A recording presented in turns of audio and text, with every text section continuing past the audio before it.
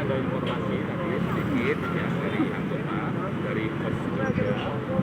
Ini ada gerombolan yang masa yang menggunakan sepeda motor yang untuk berusaha menerobos kegiatan tersebut. Mereka banyakkan tidak memakai helm, tidak memakai peraturan lalu lintas. Berusaha kami coba amankan dulu. Dan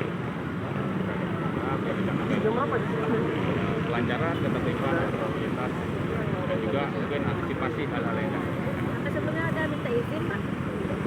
Ada kaitan dengan peserta demo anak jasa, Pak? Masih nanti kita minta keterangan dulu, ya, apakah ada kaitannya dengan unjuk rasa tersebut atau lain. Ada yang ditahan, Pak? Sementara masih kita amankan ya, sudah ditahan, kita amankan dulu untuk kita minta keterangan dari orang. Ada berapa orang kira-kira? Ada 2 orang. Ini ada bendera Peserta konvoy.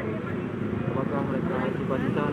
Nanti kami periksa dulu ya, kami coba gali keterangannya dulu ya, masuk yang tergabung dalam aksi unjuk rasa itu atau yang lainnya. Ya kita perlu mendalami lagi, kita mendalami. Terima kasih, Pak.